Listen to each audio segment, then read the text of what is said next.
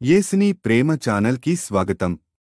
దయచేసి ఈ ఛానల్ని లైక్ చేయండి, షేర్ చేయండి, సబ్స్క్రైబ్ చేయండి. తెలుగు డైలీ ఆడియో బైబిల్ దినవృత్తాంతములు మొదటి గ్రంథము 3వ అధ్యాయము. దావీదునకు హెబ్రోనులో పుట్టిన కుమారులెవరనగా, యెజ్రెయేలీయురాలైన అహీనోయమునకు పుట్టిన అమ్నోను జ్యేష్ఠుడు, కర్మెలీయురాలైన అబీగయీలునకు పుట్టిన దానియేలు రెండవవాడు, గెషూరు రాజైన తల్మయి కుమార్తె అయిన మైకాకు పుట్టిన అబ్షాలోము మూడవవాడు, హగ్గీతు కుమారుడైన అదోనీయ నాలుగవవాడు, అబీటలు కనిన షెఫట్య ఐదవవాడు, అతని భార్య అయిన ఎగ్లా కనిన ఇత్రెయాము ఆరవవాడు. ఈ ఆరుగురు హెబ్రోనులో అతనికి పుట్టిరి. అచ్చట అతడు 7 సంవత్సరముల 6 నెలలు ఏలెను. యెరూషలేములో 33 సంవత్సరములు ఏలెను. యెరూషలేములో అతనికి పుట్టిన వారెవరనగా, అమ్మీయేలు కుమార్తె అయిన బత్షెబా వలన కలిగిన షిమ్యా, షోబాబు, నాతాను, సొలొమోను అను నలుగురు. ఇబారు, ఎలీషామా, ఎలీపెలెటు, నోగహు, నెపెగు, యాఫీయా, ఎలీషామా, ఎల్యాదా, ఎలీపేలెటు అను 9 కుమారులు. ఉపపత్నుల వలన కలిగిన వారుగాక వీరందరూ దావీదునకు జననమైరి. తామారు వీరికి సహోదరి. సొలొమోనునకు రెహబాము కుమారుడు. అతని కుమారుడు అబీయా. అబీయాకు ఆసా కుమారుడు. ఆసాకు యెహోషాపాతు కుమారుడు. యెహోషాపాతునకు యెహోరాము కుమారుడు. యెహోరామునకు అహజ్యా కుమారుడు. అహజ్యాకు యోవాషు కుమారుడు. యోవాషునకు అమజ్యా కుమారుడు. అమజ్యాకు అజర్యా కుమారుడు. అజర్యాకు యోతాము కుమారుడు. యోతామునకు ఆహాజు కుమారుడు. ఆహాజునకు హిజ్కియా కుమారుడు. హిజ్కియాకు మనష్షే కుమారుడు. మనష్షేకు ఆమోను కుమారుడు.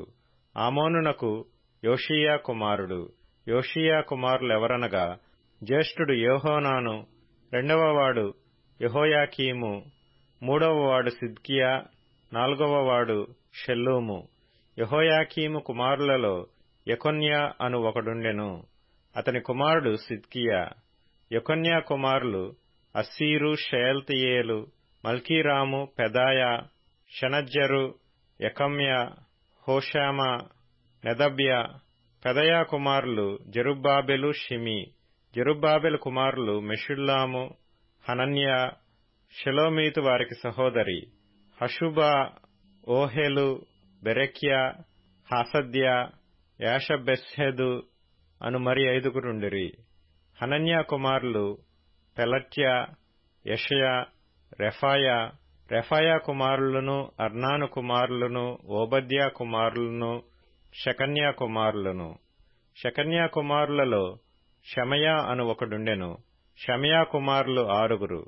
హట్టూషు, ఇగాలు, బారియాహు, నెయర్యా, షాపాతు. నెయర్యా కుమారులు 3.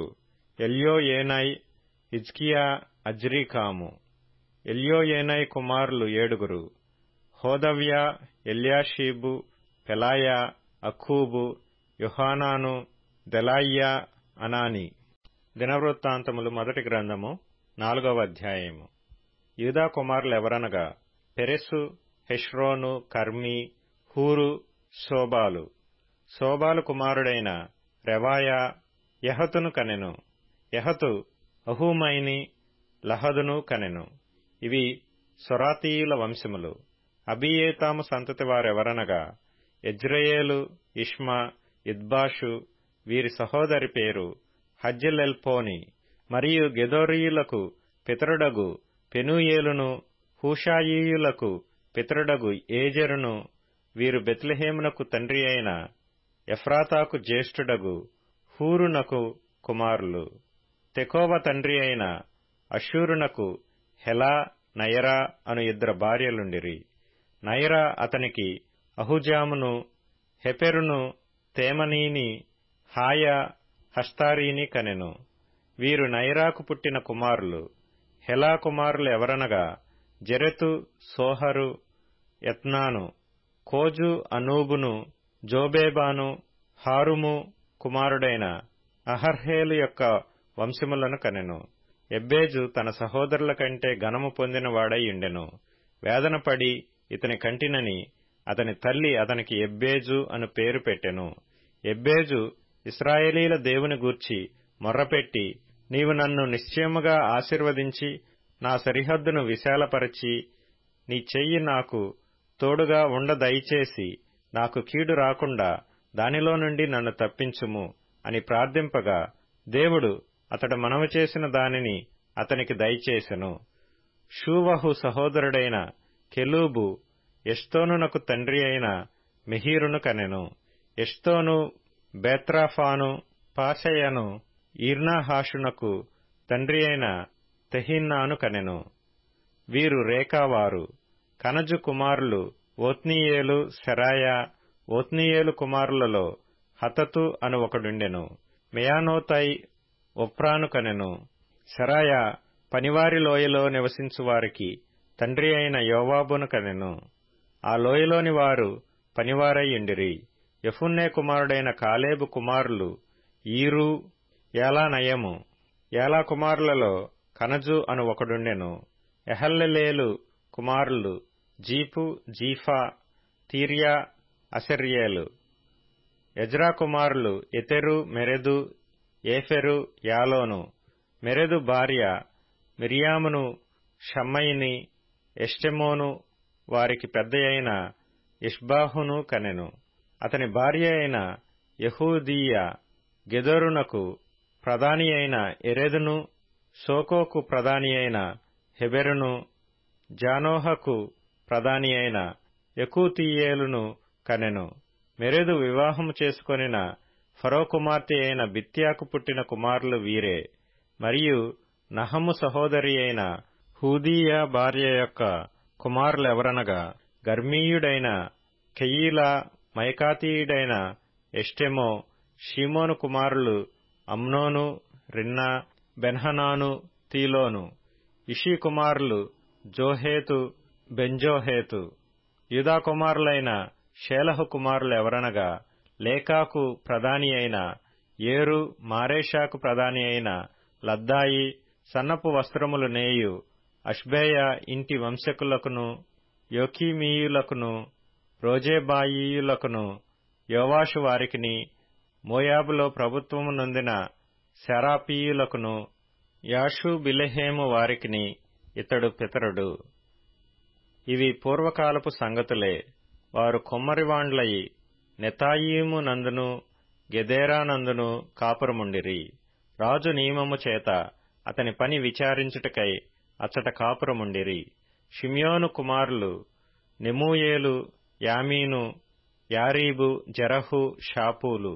షాపూలునకు షల్లూము కుమారుడు. షల్లూమునకు మిబ్సాము కుమారుడు.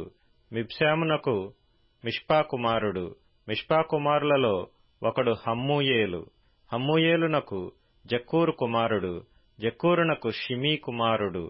షిమీకి 14 కుమారులను 6 కుమార్తెలను కలిగిరి. అయితే అతని సహోదరులకు ఎంతోమంది కుమారులు కలగలేదు. యూదావారు వృద్ధి అయినట్లు వారి వంశములన్నీయూ వృద్ధి కాలేదు. వారు బెయేర్షెబాలోను, మోలాదాలోను, హజర్షువలులోను, బిల్హాలోను, ఎజెములోను, తోలాదులోను, బెతూయేలులోను, హోర్మాలోను, సిక్లగులోను, బేత్మర్కాబోతులోను, హాజర్సూసాలోను, బెత్బీరీలోను, షరాయిములోను కాపురముండిరి. దావీదు ఏలుబడి వరకు వారు ఆ పట్టణములలో కాపురముండిరి. ఏతాము, అయ్యూను, రిమ్మోను, తోకెను, ఆషాను అనువారి ఊళ్ళు 5. బయలు వరకు ఆ పట్టణముల పొలములు వారి వశమున నుండెను. ఇవి వారి నివాస స్థలములు. వంశావళి పట్టీలు వారికుండెను. వారు మెషోబాబు, యమ్లేకు, అమజ్యా కుమారుడైన యోషా, యోవేలు, అసీయేలు కుమారుడైన సెరాయాకు పుట్టిన యోషిబ్యా కుమారుడైన యహు, ఎల్యోయేనై, యహకోబా, యెషోహాయా, అసాయా, అదీయేలు, యెసీమీయేలు, బెనాయా. షమయాకు పుట్టిన షిమ్రీ కుమారుడైన యదయాకు పుట్టిన అల్లోను కుమారుడైన షిపి కుమారుడైన బీజా అనువారు. పేళ్ల వరుసన వ్రాయబడిన వీరు తమ తమ వంశములలో పెద్దలై ఉండిరి. వీరి పితరుల ఇండ్లు బహుగా వర్ధిల్లెను. వీరు తమ మందల కొరకు మేత వెదకుటకై గెదోరునకు తూర్పుననున్న పల్లపు స్థలములకు పోయి మంచి బలకరమైన మేతయు నెమ్మదియు సుఖమును గల విశాల దేశమును కనుగొనిరి. పూర్వమందు హాము యొక్క వంశపు వారు అక్కడ కాపురముండిరి. పేళ్ల వరుసను వ్రాయబడియుండు వీరు యూదారాజైన హిజ్కియా దినములలో అచ్చటికి వచ్చి అచ్చట కనబడిన వారి గుడారములను నివాస స్థలములను పడగొట్టి వారిని హతము చేసి అచ్చట తమ గొర్రెలకు తగిన మేత కలిగియుండుట చేత నేటి వరకు వారి స్థానములను ఆక్రమించుకొని ఉన్నారు. షిమ్యోను కుమారులైన వీరిలో 500 మంది తమ పైని ఇషీ కుమారులైన పెలట్యాను, నెయర్యాను, రెఫాయాను, ఉజ్జీయేలును అధిపతులుగా నిర్ణయించుకొని శేయీరు మన్యమునకు పోయి అమాలేకీయులలో తప్పించుకొనిన శేషమును హతము చేసి నేటి వరకు అచ్చట కాపురమున్నారు. దినవృత్తాంతముల మొదటి గ్రంథము 5వ అధ్యాయము. ఇశ్రాయేలునకు తొలిచూలి కుమారుడైన రూబేను కుమారుల వివరము. ఇతడు జ్యేష్ఠుడై ఉండెను గాని తన తండ్రి పరుపును తాను అంటుపరిచినందున అతని జన్మ స్వాతంత్ర్యము ఇశ్రాయేలు కుమారుడైన యోసేపు కుమారులకియ్యబడెను. అయితే వంశావళిలో యోసేపు జ్యేష్ఠుడిగా దాఖలు చేయబడలేదు. యూదా తన సహోదరుల కంటే హెచ్చినవాడాయెను. అతని నుండి ప్రముఖుడు బయలు వెడలెను. అయినను జన్మ స్వాతంత్ర్యము యోసేపుదాయెను. ఇశ్రాయేలునకు జ్యేష్ఠుడిగా పుట్టిన రూబేను కుమారులెవరనగా హనోకు, పల్లు, హెస్రోను, కర్మి. యావేలు కుమారులలో ఒకడు షమయా. షమయాకు గోగు కుమారుడు, గోగునకు షిమీ కుమారుడు, షిమీకి మీకా కుమారుడు, మీకాకు రెబాయా కుమారుడు, రెబాయాకు బయలు కుమారుడు, బయలునకు బెయేరా కుమారుడు. ఇతడు రూబేనీయులకు పెద్ద. అషూరు రాజైన తిగ్లత్పిలేసెరు అతని చెరతీసుకొని పోయెను. వారి తరముల వంశావళి సరిచూడబడినప్పుడు వారి కుటుంబముల చొప్పున అతని సహోదరులలో ముఖ్యులుగా తేలిన వారు యెహీయేలును, జకర్యాయును, యావేలు కుమారుడైన షమకు పుట్టిన అజాజు కుమారుడైన బెలాయును. బెలా వంశపు వారు అరోయేరునందును నెబో వరకును బయల్మెయోను వరకును కాపురముండిరి. వారి పశువులు గిలాదు దేశమందు అతి విస్తారముగా కాక తూర్పున యూఫ్రటీసు నది మొదలుకొని అరణ్యపు సరిహద్దు వరకును వారు కాపురముండిరి. సౌలు దినములలో వారు హగ్రీయులతో యుద్ధము జరిగించి వారిని హతము చేసి గిలాదు తూర్పు వైపు వరకు వారి గుడారములలో కాపురముండిరి. గాదు వంశస్థులు వారికెదురుగా బాషాను దేశమందు సల్కా వరకు కాపురముండిరి. వారిలో యోవేలు తెగవారు ముఖ్యులు. 2వ తెగవారు షాపాము వారు. షాపాము వారును యహనై వారును షాపాతు వారును బాషానులో ఉండిరి. వారి పితరుల ఇంటివారైన వారి సహోదరులు 7. మిఖాయేలు, మెషుల్లాము, షాబయూరై, యకాను, జీయా, ఏబెరు. వీరు హూరీ అనువానికి పుట్టిన అబీహాయిలు కుమారులు. ఈ హూరీ యెరోయకు, యారోయ గిలాదునకు, గిలాదు మిఖాయేలునకు, మిఖాయేలు యషీషైకి, యషీషై యహదోకు, యహదో బూజునకు పుట్టిరి. గూనీ కుమారుడైన అబ్దీయేలునకు పుట్టిన అహీ వారి పితరుల ఇండ్లవారికి పెద్ద. వారు బాషానులోనున్న గిలాదునందును దాని గ్రామముల యందును షారోనునకు చేరికైన ఉపగ్రామముల యందును దాని ప్రాంతముల వరకు కాపురముండిరి. వీరందరూ యూదారాజైన యోతాము దినములలోనూ ఇశ్రాయేలు రాజైన యెరోబాము దినములలోనూ తమ వంశావళుల వరుసను లెక్కలో చేర్చబడిరి. రూబేనీయులలోనూ గాదీయులలోనూ మనష్షే అర్ధగోత్రము వారిలోనూ బల్లెమును ఖడ్గమును ధరించుటకును అంబువేయుటకును నేర్చినవారు, యుద్ధమందు నేర్పరులై దండుకుపోదగిన వారు 44,760 మంది యుండిరి. వీరు హగ్రీయులతోనూ ఎతూరు వారితోనూ నాపీషు వారితోనూ నోదాబు వారితోనూ యుద్ధము చేసిరి.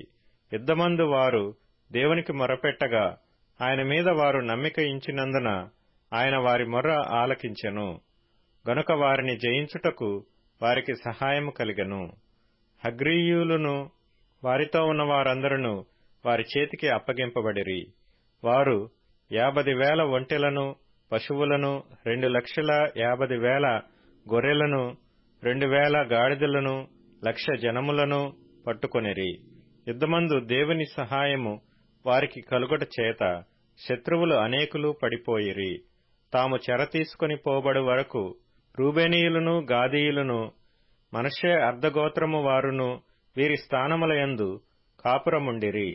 మనష్షే అర్ధగోత్రము వారును ఆ దేశమందు కాపురముండి వర్ధిల్లుచు బాషాను మొదలుకొని బయల్హెర్మోను వరకును, శెనీరు వరకును, హెర్మోను పర్వతము వరకును వ్యాపించిరి.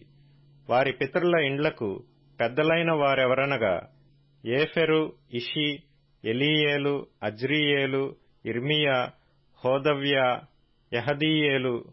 వీరు కీర్తి పొందిన పరాక్రమశాలులై తమ పితరుల ఇండ్లకు పెద్దలైరి. అయితే వారు తమ పితరుల దేవుని మీద తిరుగుబాటు చేసి దేవుడు తమ ముందర నాశనము చేసిన జనసమూహముల దేవతలతో వ్యభిచరించిరి. కాబట్టి ఇశ్రాయేలీల దేవుడు అష్షూరు రాజైన పూలు మనస్సును, అష్షూరు రాజైన తిగ్లత్పిలేసెరు మనస్సును రేపగా అతడు రూబేనీయులను, గాదీయులను, మనష్షే అర్ధగోత్రము వారిని చెరపట్టి నేటికినీ కనబడుచున్నట్లుగా హోలహునకును, హాబోరునకును, హారాకును, గోజాను నదీ ప్రాంతములకును వారిని కొనిపోయెను. యోహాను సువార్త 8వ అధ్యాయము. యేసు ఒలీవల కొండకు వెళ్ళెను. తెల్లవారగానే యేసు తిరిగి దేవాలయంలోనికి రాగా ప్రజలందరూ ఆయన యొద్దకు వచ్చిరి గనక ఆయన కూర్చుండి వారికి బోధించుచుండెను. శాస్త్రులను పరిసయ్యులను వ్యభిచారమందు పట్టబడిన ఒక స్త్రీని తోడుకొని వచ్చి ఆమెను మధ్య నిలువబెట్టి, బోధకుడా, ఈ స్త్రీ వ్యభిచారము చేయుచుండగా పట్టుబడెను. అట్టివారిని రాళ్లు రువ్వి చంపవలెనని ధర్మశాస్త్రములో మోషే మనకాజ్ఞాపించెను గదా. ఆయనను నీవేమి చెప్పుచున్నావని ఆయననడిగిరి. ఆయన మీద నేరము మోపవలెనని ఆయనను శోధించుచు ఈలాగున అడిగిరి. అయితే యేసు వంగి నేలమీద వ్రేలితో ఏమో వ్రాయుచుండెను. వారాయనను పట్టు వదలక అడుగుచుండగా ఆయన తల ఎత్తి చూచి, మీలో పాపము లేనివాడు మొట్టమొదట ఆమె మీద రాయి వేయవచ్చునని వారితో చెప్పి మరలా వంగి నేలమీద వ్రాయుచుండెను. వారా మాట విని పెద్దవారు మొదలుకొని చిన్నవాని వరకు ఒకని వెంట ఒకడు బయటికి వెళ్ళిరి. యేసు ఒక్కడే మిగిలెను. ఆ స్త్రీ మధ్యను నిలవబడియుండెను. యేసు తల ఎత్తి చూచి, అమ్మా, వారెక్కడ ఉన్నారు? ఎవరునూ నీకు శిక్ష విధింపలేదా అని అడిగినప్పుడు ఆమె, లేదు ప్రభువా అనెను. అందుకు యేసు, నేనును నీకు శిక్ష విధింపను. నీవు వెళ్లి ఇక పాపము చేయకుమని ఆమెతో చెప్పాను. మరలా యేసు, నేను లోకమునకు వెలుగును. నన్ను వెంబడించువాడు చీకటిలో నడవక జీవపు వెలుగు కలిగి యుండునని వారితో చెప్పాను. కాబట్టి పరిసయ్యులు, నిన్ను గూర్చి నీవే సాక్ష్యము చెప్పుకొనుచున్నావు, నీ సాక్ష్యము సత్యము కాదని ఆయనతో అనగా, యేసు, నేను ఎక్కడి నుండి వచ్చితినో ఎక్కడికి వెళ్ళుదునో నేనెరుగుదును గనక నన్ను గూర్చి నేను సాక్ష్యము చెప్పుకొనినను. నా సాక్ష్యం సత్యమే. నేను ఎక్కడి నుండి వచ్చుచున్నానో ఎక్కడికి వెళ్ళుచున్నానో మీరు ఎరుగరు. మీరు శరీరమును బట్టి తీర్పు తీర్చుతున్నారు. నేనెవరికి తీర్పు తీర్చను. నేను ఒక్కడనై ఉండక నేనును నన్ను పంపిన తండ్రియు కూడా నున్నాము గనక నేను తీర్పు తీర్చినను నా తీర్పు సత్యమే. మరియు ఇద్దరు మనుష్యుల సాక్ష్యము సత్యమని మీ ధర్మశాస్త్రములో వ్రాయబడి ఉన్నది గదా. నన్ను గూర్చి నేను సాక్ష్యము చెప్పుకొను వాడును నన్ను పంపిన తండ్రియు నన్ను గూర్చి సాక్ష్యమిచ్చుచున్నాడని చెప్పాను. వారు, నీ తండ్రి ఎక్కడ ఉన్నాడని ఆయనను అడగగా, యేసు, మీరు నన్నైనను నా తండ్రినైనను ఎరగరు. నన్ను ఎరిగియుంటిరా నా తండ్రిని కూడా ఎరిగియుందురని వారితో చెప్పెను. ఆయన దేవాలయములో బోధించుచుండగా కానుక పెట్టెయున్న చోట ఈ మాటలు చెప్పెను. ఆయన గడియ ఇంకనూ రాలేదు గనుక ఎవడునూ ఆయనను పట్టుకొనలేదు. దయచేసి ఈ ఛానల్ని లైక్ చేయండి, షేర్ చేయండి, సబ్స్క్రైబ్ చేయండి.